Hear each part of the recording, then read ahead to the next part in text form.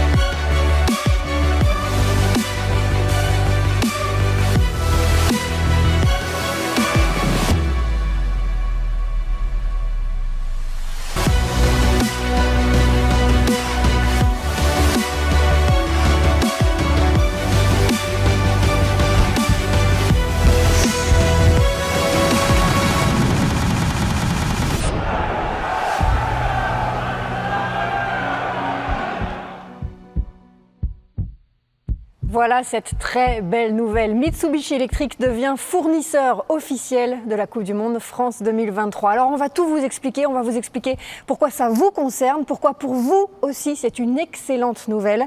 On va en parler ensemble. Restez bien jusqu'à la fin parce qu'il y a une belle surprise et de magnifiques cadeaux à gagner. Et puis un invité spécial va nous rejoindre dans quelques instants. Mais d'abord, nous sommes avec Éric Pellerin, le directeur général de Mitsubishi Electric France. Également avec Claude Hatché, directeur général de France 2023. Didier Mess, vous êtes le directeur général adjoint de Mitsubishi Electric France et aussi le directeur de la Business Unit Chauffage et Climatisation. Jean-Michel Blin, le directeur marketing résidentiel. Julien Masson, le directeur marketing tertiaire et business développement. Et puis je vous le disais, un invité surprise va nous rejoindre dans quelques instants. On va commencer avec vous, Éric. Ça fait vraiment plaisir de se retrouver, de se réunir après une période compliquée, d'autant que pour vous, c'est quelque chose de formidable de devenir fournisseur officiel, sachant que cette année 2021 est particulièrement importante pour Mitsubishi Electric. Très juste, Astrid, pour nous, c'était important de nous reconnecter avec nos partenaires, avec nos clients. Et quoi de mieux que de participer en tant que fournisseur officiel à ce formidable événement qu'est la Coupe du Monde de rugby. Le rugby et Mitsubishi Electric, nous partageons des valeurs qui sont communes, voire qui sont identiques. L'innovation, la créativité, le dépassement de soi, la recherche de l'excellence et bien sûr l'esprit d'équipe. Et puis, comme vous le disiez, il est clair que 2021, c'est une année particulière pour Mitsubishi Electric puisque c'est l'année de notre centenaire.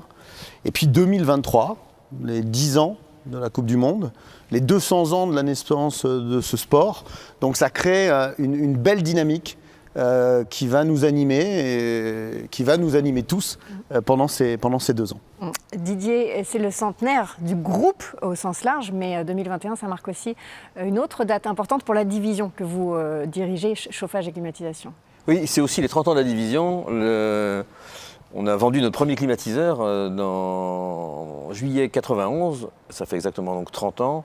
Aujourd'hui, notre activité est plutôt florissante. On devrait atteindre le chiffre de 425 millions d'euros, 325 personnes dans la division climatisation et une couverture nationale dont on aura l'occasion sûrement de reparler plus tard.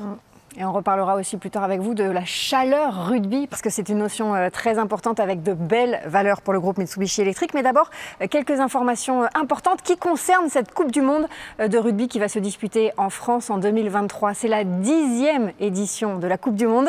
Le match d'ouverture France All Blacks, ce sera le 8 septembre 2023. La finale, le 28 octobre 2023. Au total, 51 jours de compétition. 48 matchs vont se disputer en France. 2 600 000 billets vont être vendus. 9 stades dans 10 villes hôtes. Alors, quelles sont les villes qui ont la chance et l'honneur d'accueillir des matchs? Regardez.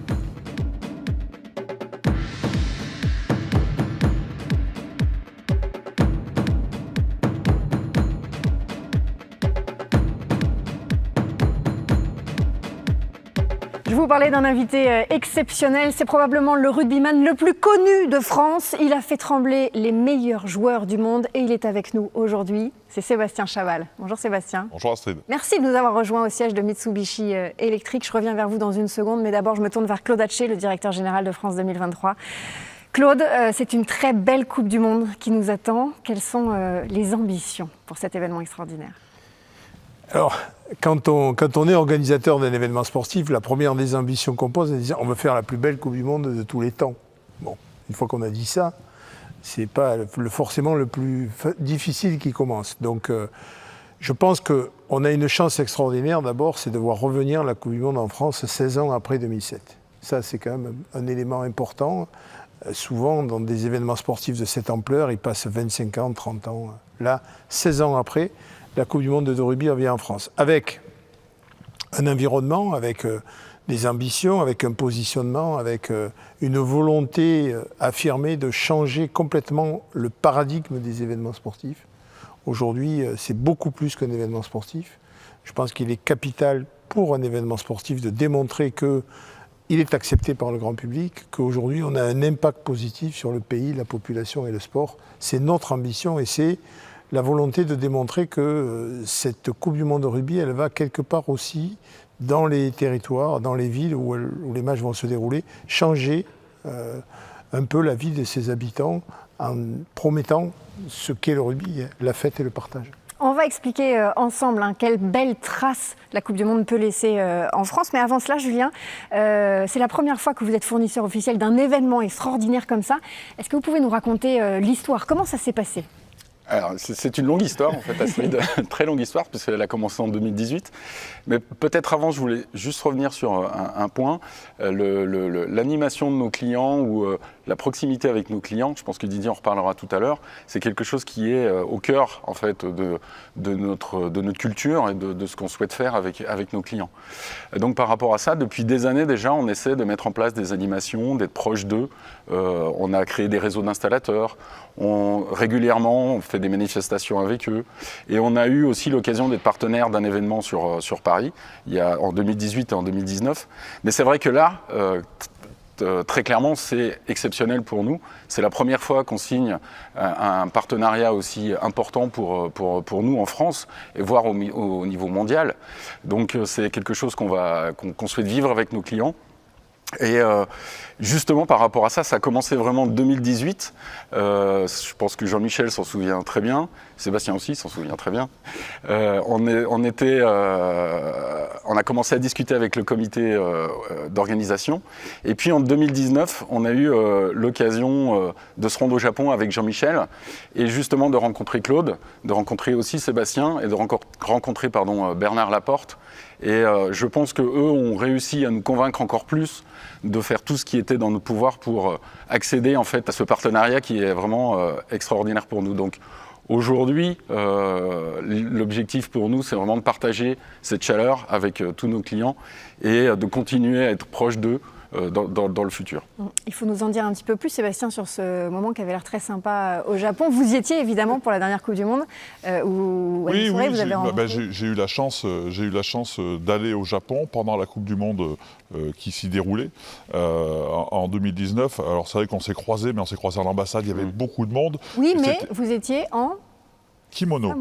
Samouraï. En samouraï, pas en samono, en samouraï, avec le kimono traditionnel. Non, c'était un moment assez incroyable, assez même presque émouvant. C'était un moment un peu suspendu, parce que c'était, voilà, le Japon nous passait le relais. Voilà, à ce moment-là, c'était cette journée, c'était ce soir-là, et c'était une très belle soirée. Alors c'est vrai qu'avec Claude et les équipes, on avait commencé à travailler depuis très longtemps, mais là, voilà, c'était un acte fort, un moment fort, qui disait, ça y est, la Coupe du Monde au Japon va se terminer, on poursuit cette belle fête, mais maintenant c'est à vous d'essayer de faire aussi bien, voire mieux, et c'est la promesse qu'on a fait avec Claude et les équipes, c'est d'organiser la plus belle Coupe du Monde qui n'ait jamais été organisée. Et pour revenir sur ce que vous disiez, et sur ce que disait Claude, cette Coupe du Monde se veut la Coupe du Monde des territoires.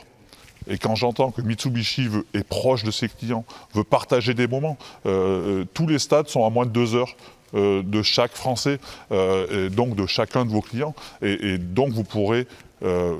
à côté de nous, avec nous, on pourra tous ensemble vivre des moments assez spéciaux et exceptionnels.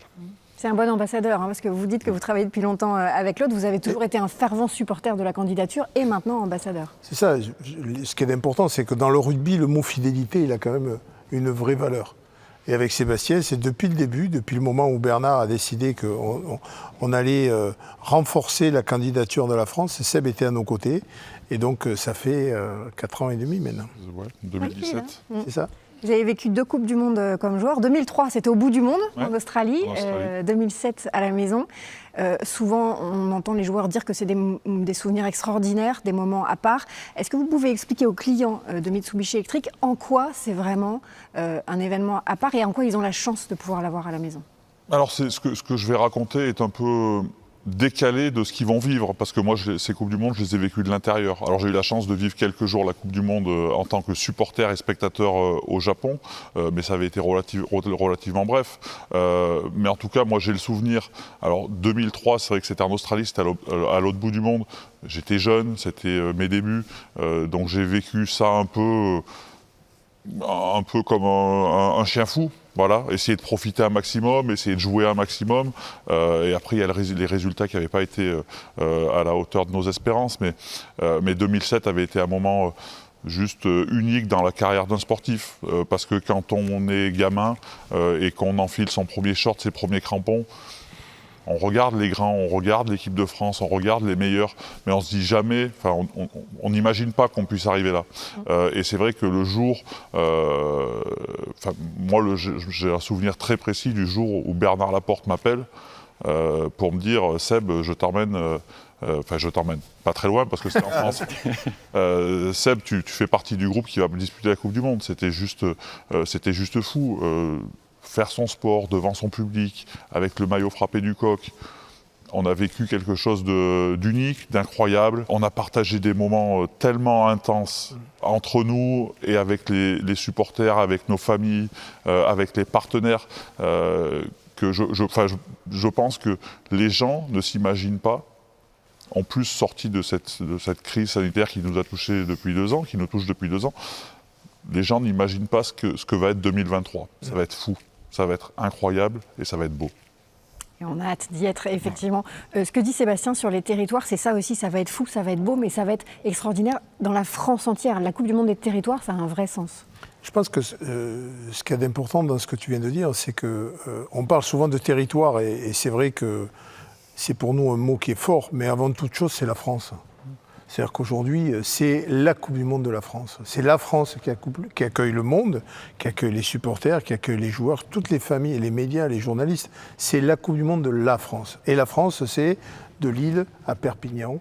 Et c'est là où cette Coupe du Monde, elle prend tout son sens. Parce qu'en fait, elle se déroule dans toutes les villes de France, auprès de tous les publics français, qu'ils soient ruraux, qu'ils soient urbains. On a une chance extraordinaire, c'est que, comme disait Sébastien, 80% des Français vivent à moins de 2 heures d'un stade. Et aujourd'hui, quand on voit l'engouement, alors peut-être on y reviendra après, autour de cette Coupe du Monde, c'est quelque chose d'hallucinant. Il a raison. Je pense qu'on va vivre quelque chose d'unique dans une vie. Alors déjà, quand on vit un événement de cette ampleur, moi j'avais la chance en 2007 d'être déjà aux commandes, je me disais, je peux mourir aujourd'hui comme Thierry Roland, tu vois, j'ai fait Le plus tard je suis de nouveau là et c'est incroyable. Mais 2023, ça va être unique. Et ça va être unique justement parce que toute la France est concernée. Didier, pour le groupe Mitsubishi Electric, ce maillage territorial, c'est une notion très importante. Ah oui, c'est une notion très importante, c'est notre culture.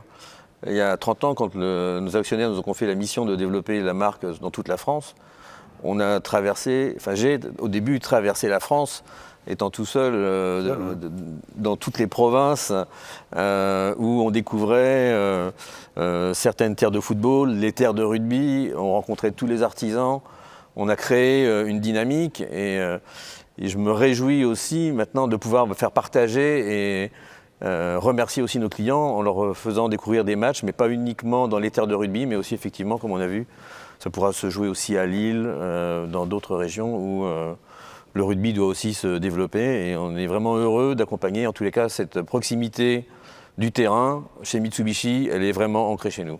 Et on voit ici un Chaleur Rugby 2023, c'est quelque chose auquel vous tenez. Racontez-nous, Jean-Michel, cette Chaleur Rugby. Eh oui, Chaleur Rugby que nos clients découvrent sur ce plateau. Bon, Chaleur Rugby, d'abord, c'est notre identité visuelle. C'est ce qui va symboliser ce magnifique partenariat que l'on signe entre France 2023 et Mitsubishi Electric. On devient fournisseur officiel de la Coupe du Monde de rugby 2023. Chaleur Rugby, c'est aussi un message fort pour nos clients, nos partenaires, tous les supporters de cet événement, parce que c'est vrai que ce Chaleur Rugby, ça rassemble des valeurs humaines, comme l'a dit Claude, de fête, de camaraderie autour du rugby, mais c'est aussi, ça caractérise aussi Mitsubishi en tant que tel, puisque on est fabricant mondial de pompes à chaleur, de solutions de chauffage. Donc c'est vrai que quand on a créé cette identité, on s'est dit voilà, ça parle à nos clients et c'est nos valeurs. Chaleur Rugby, c'est aussi comme le découvrent nos clients, c'est 2 kanji sur le plateau. Ces kanji, c'est 3 éléments qui le composent. C'est évidemment le drapeau tricolore, parce que comme l'a dit aussi Claude, c'est la France. On est fiers que cet événement se déroule en France. C'est aussi les poteaux de rugby qui symbolisent ce sport. Et puis c'est aussi évidemment l'idéogramme japonais, qui veut dire ensemble, et qui représente notre groupe japonais. Donc voilà ce qu'est l'identité visuelle Chaleur Rugby. Mais c'est pas qu'une communication marketing, c'est aussi le lancement d'une magnifique animation qui va accompagner nos clients durant 2 ans jusqu'à la Coupe du Monde en 2023. Donc on aura l'occasion de réexpliquer à nos réseaux toutes ces animations dans les semaines à venir. Mais ce que je peux vous dire, c'est que Chaleur Rugby, ça va se décomposer en 3 phases sur ces 2 ans. On a utilisé des termes rugby qui vont parler à nos clients. Crutch, touch, engage. Donc, ça sent la mêlée, ça. Là, on est dedans, ça y est, on a envie d'y rentrer complètement. Attention, faut pas trop me tenter. Hein. Et donc voilà, Crutch 2021-2022, ça va être pour nous l'occasion d'animer nos réseaux de clients les plus fidèles. Ça va commencer tout de suite avec les test matchs de l'équipe de France qui vont se dérouler dès novembre. Quelques jours, oui. Exactement. Et puis au travers des grands tournois de rugby cette année. Touch, ça sera 2022-2023, sur le même principe, pour animer l'ensemble de nos clients. Et puis ça nous amènera à Engage 2023, lancement de la Coupe du Monde. Ça sera un moment exceptionnel pour tous les amateurs de rugby et puis tous les téléspectateurs qui vont pouvoir vivre cet événement. Et ça sera l'occasion pour nous, et je peux dévoiler déjà un petit peu ces éléments-là, on a pré-réservé 2700 places pour pouvoir assister à tous les matchs, les 48 matchs dans les 9 stades où se déroulera la compétition. Donc voilà, c'est ça Chaleur Rugby pour Mitsubishi Electric. Voilà. Nous en garderons quelques-unes pour nos collègues de l'hémisphère sud. Hein. Ouais, quelques-uns, parce que je crois que... Ils vont s'arracher ces 2700 places. Je vais venir vous voir. C'est l'ambassadeur, il peut. Exactement. Mais nous, on est contents, tu peux venir avec nous, il n'y a aucun souci. Claude, j'imagine que cette chaleur rugby, ça vous tient à cœur aussi. On a parlé de cette chaleur, de cette osmose, on a parlé de maillage territorial, on a parlé de bouger les lignes, mais vous avez aussi dit changer les paradigmes pour cette Coupe du Monde. Concrètement, ça signifie quoi? Alors, concrètement, je pense qu'on est dans une évolution sociétale aujourd'hui qui fait qu'on ne peut plus amener un événement sportif hors sol dans un pays, organiser une compétition, ramener des bénéfices à une fédération internationale et repartir du pays en laissant globalement la situation telle qu'elle était avant l'événement. Ça, pour moi, c'est là où je parle de changer de paradigme. Ça ne peut plus exister. Un événement sportif, ça doit être ancré dans les problématiques sociétales. Aujourd'hui, on doit participer, nous, dans notre pays, à faire en sorte de décloisonner ces communautés dont on parle partout. Et le sport, pour ça, est un facteur d'innovation sociale extraordinaire. Et nous, Coupe du Monde de rugby, on a cette ambition au travers des territoires. Tu sais, aujourd'hui, on a des bureaux dans chacune des villes de la Coupe du Monde. On a 110 jeunes qui travaillent dans ces villes-là pour optimiser la relation avec les acteurs de l'écosystème. C'est une énergie incroyable.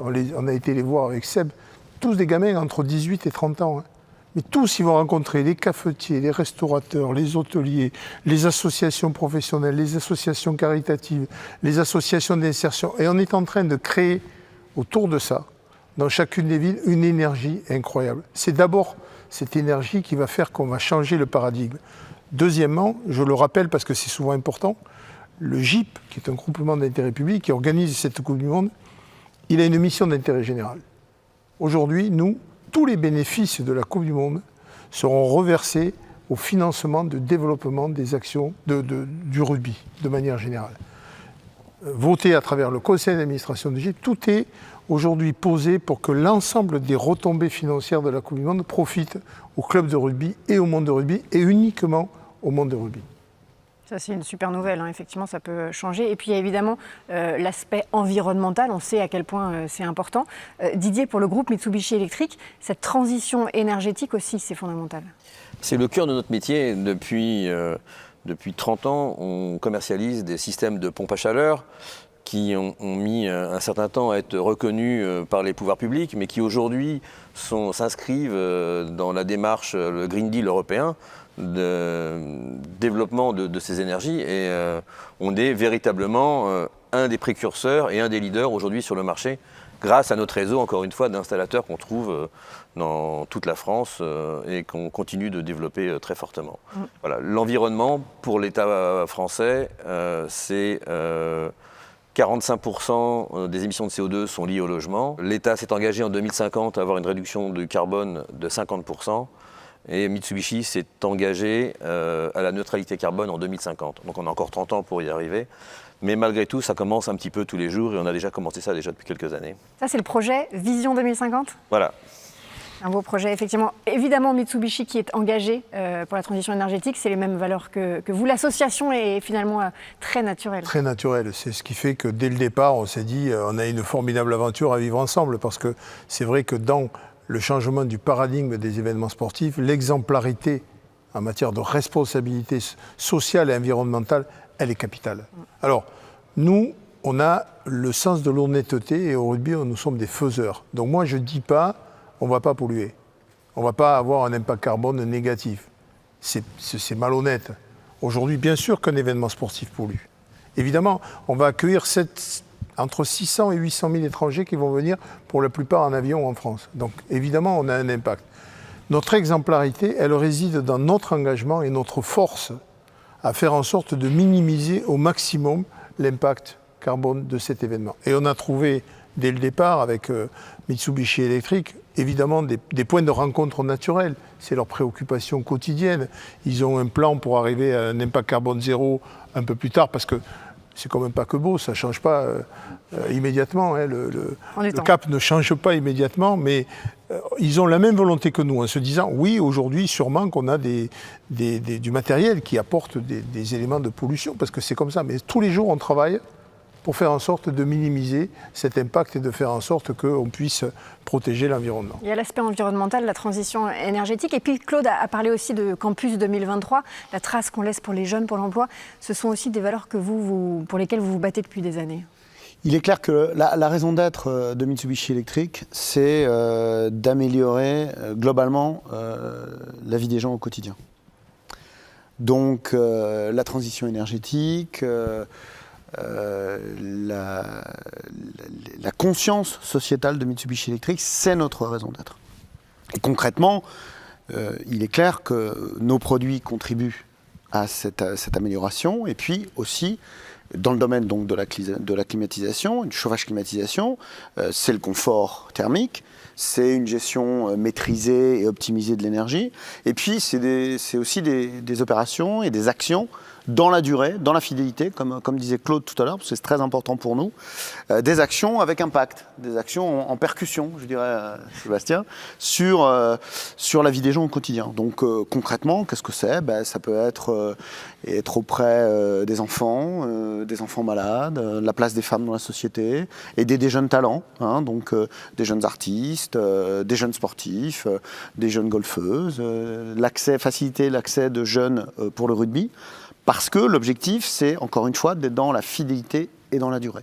Et comme je disais tout à l'heure, 2 dates importantes, il y a 2021, notre centenaire, la Coupe du Monde 2023, mais c'est une dynamique, c'est une perspective. Ce n'est pas un événement ponctuel auquel on participerait pour dire « tenez les gars, on est là, voilà, c'est sympa, on va s'amuser ». Non, pas du tout. C'est vraiment une réforme, un changement de paradigme. Et nous, c'est une implication qui fait partie de notre raison d'être. Et cette dynamique 2023, ça va arriver vite, le début de la Coupe du Monde, dans moins de 2 ans maintenant. Le match d'ouverture, le 8 septembre 2023, France All Black, France-Nouvelle-Zélande. Alors Claude, on ne pouvait pas choisir les poules, mais vous avez choisi la première affiche. C'était important de commencer par ce match qui s'annonce déjà mythique. C'est une affiche de légende. On était ensemble le jour du tirage au sort avec Seb, et c'est vrai que quand Guy Savoie, c'est quand même incroyable que ce soit Guy, il tire la boule de la Nouvelle-Zélande. Mais ce jour-là, il y a un petit sujet qui est passé inaperçu, c'est que la boule la plus importante, en fait, c'était pas la Nouvelle-Zélande, c'était l'Italie. Quand on a tiré la boule de l'Italie dans la poule de l'équipe de France, on s'est quand même un peu rassuré sur les risques que pouvait avoir l'équipe de France, même si, quand on va parler de l'équipe de France, évidemment, on a tous l'espoir qu'ils soient champions du monde, de ne pas se qualifier. Ce qui faisait peser un peu moins de pression sur le match d'ouverture, parce que moi, en tout cas, dans mon esprit, il n'était pas imaginable que ce ne soit pas la France-Nouvelle-Zélande. Pour bien lancer la compétition ? C'est évident. Si on se rappelle la Coupe du Monde au Japon, le premier match, c'est Japon-Russie quand même. C'est quand même pas le match qui a... C'est moins sexy. Moins sexy. Là, on a la chance, en plus, c'est la chance d'avoir l'équipe de France qui, dans le règlement, joue le premier match. Donc déjà, la première équipe, elle est connue obligatoirement, puisque c'est l'équipe de France. Et dans la poule de l'équipe de France, on a la Nouvelle-Zélande. Comment on peut passer à côté ? Et c'est vrai qu'au tout début, il y a eu quelques petites discussions avec le coach de l'équipe de France et le président de la Fédé, parce que chacun avait un peu sa... Ils voulaient pouvoir se préparer avant d'affronter les Blacks. Mais très vite, ils ont compris qu'on ne peut pas passer à côté. Quand on discute avec le diffuseur aujourd'hui de la Coupe du Monde, il te dit « Notre objectif, c'est de battre le record d'audience d'un événement sportif dans l'histoire du pays ». Parce que c'est un événement, on va en parler pendant 2 ans. En plus, ils viennent en novembre, donc on va relancer le feuilleton sur 2 ans. C'est une chance incroyable de pouvoir avoir ce premier match. C'est dans quelques jours, le 20 novembre, ce match entre la France et les All Blacks. D'ailleurs, restez bien parce qu'il y a une petite surprise qui va arriver. Ça donne envie de rechausser les crampons, de se dire il y a ce match incroyable pour l'ouverture de la Coupe du Monde. Oui et non. Quand on voit la vitesse et l'intensité des matchs, 7 ans après, c'est loin. Et ça a beaucoup changé. Mais oui, parce que ce match va être incroyable. Jouer les Blacks, c'est toujours un moment particulier. Nous les avons joués en 2007, mais nous les avons joués à Cardiff. On a eu un petit accident de parcours au début. Et déjà, rien que rencontrer les Blacks pendant une Coupe du Monde, dans un moment charnière, parce que ça passe ou ça casse, on les a joués en quart de finale, c'était juste fou et incroyable. Donc voilà, là je rejoins Claude, quand Guy Savoie a tiré la boule de la Nouvelle-Zélande, il y avait bien sûr des préoccupations financières parce que ça fait perdre de l'argent à l'organisation que de faire jouer ce match en premier. Mais c'était même pas concevable d'imaginer que cette opportunité, ces planètes qui s'étaient alignées, on ne les prenne pas et on n'offre pas ça à tout le public, à tous les amateurs, à tout le public qui était venu. Non mais c'est dingue. Et ce match, alors on va parler un peu de tout de suite, ce match de novembre, va être passionnant et intéressant. Parce que l'équipe de France, aujourd'hui, monte en puissance et est très performante. Et je pense qu'on ne va pas se cacher derrière notre petit doigt en disant qu'en 2023, ils seront là pour être champions du monde, avec les moyens d'être champions du monde. Mais dans quelle philosophie vont venir les Blacks cet automne? Parce que la France, on est un peu leur bête noire. Est-ce qu'ils vont venir ici avec leur meilleure équipe, même s'ils sont en fin de saison, pour essayer de nous casser la gueule et de dire de marquer le coup et de dire on va casser la gueule aux petits jeunes parce qu'on a une équipe qui est jeune et qui a besoin d'expérience? Ou est-ce qu'ils vont venir en disant ils font rarement des impasses, mais ça va être intéressant de voir ce premier round qui va nous mener jusqu'à la finale. Le 28 octobre 2023. Une petite partie de la réponse. T'en sais plus que moi. Hier, on était avec le président de la Fédération néo-zélandaise en réunion à World Rugby. Et en fait, ils ont quitté la Nouvelle-Zélande depuis le 2 septembre. Et ils ne rentreront en Nouvelle-Zélande que début décembre. Donc ils sont ensemble pendant 3 mois, puisqu'ils ont fait le championship. Et derrière, ils viennent immédiatement en Europe. Et en gros, avec des mots choisis, pas les mêmes que les tiens, mais le président m'a dit, on vient pour vous casser la gueule. C'est clair. Ça paraît assez normal. Ils viennent marquer le territoire. Ils viennent prendre leur marque. Le match d'ouverture, ce sera donc le 8 septembre 2023, l'équipe de France face aux All Blacks. Et la finale, on espère la même affiche évidemment, le 28 octobre 2023. Je vous le disais, 51 jours de compétition, 48 matchs qui vont se disputer dans 9 stades, 10 villes hôtes pour accueillir les meilleures équipes du monde, 2 600 000 billets. Et donc la 10e édition de la Coupe du Monde, la plus belle, a dit Claude Haché. Alors Didier, on a parlé d'une surprise pour vos clients. C'est le moment de dévoiler cette belle surprise. Je pense que cette surprise, nos clients commencent à s'en douter. Et ce match France-Nouvelle-Zélande, on sera heureux de mettre en jeu, pour les gens qui ont suivi donc, cette présentation vidéo, 20 places pour ce match France-Nouvelle-Zélande qui aura lieu le 20 novembre. Où est-ce qu'on joue? Au Grand Stade. Non, mais pour gagner le ticket. Si vous avez une idée du stade. Si vous êtes inscrit sur notre site et suivez la présentation, vous aurez peut-être une chance d'être tiré au sort, sachant que les questions qui seront posées, vous les connaîtrez sûrement les réponses. 20 places donc offertes pour vos clients. Merci beaucoup Didier. Merci. Ce que j'ai appris surtout, c'est qu'on pouvait même retrouver France-Nouvelle-Zélande en finale de la Coupe du Monde. Oui, début, le seul. on va ouvrir. C'est le sport où on peut faire le match de début et le match de fin. Non, mais c'est la seule option sur la finale. C'est ça, exactement. Quel choix. En fait, il y aura 3 France. C'est prévu déjà. All Blacks. Voilà. Merci Même à s'ils gagnent tous. une fois, on a 2 fois à gagner. Voilà. Merci Didier, merci Eric, Merci Astrid. Jean-Michel, Merci. Claude, Julien, Sébastien bien évidemment. Merci à vous pour votre attention. Vous voyez que toute la division, tous les employés de la division chauffage et climatisation sont mobilisés pour vous faire vivre au plus près ce magnifique partenariat fournisseur officiel de la Coupe du Monde 2023. Une petite passe, Sébastien. Tout à fait. Didier, prépare-toi. À Didier. Ah, ouais.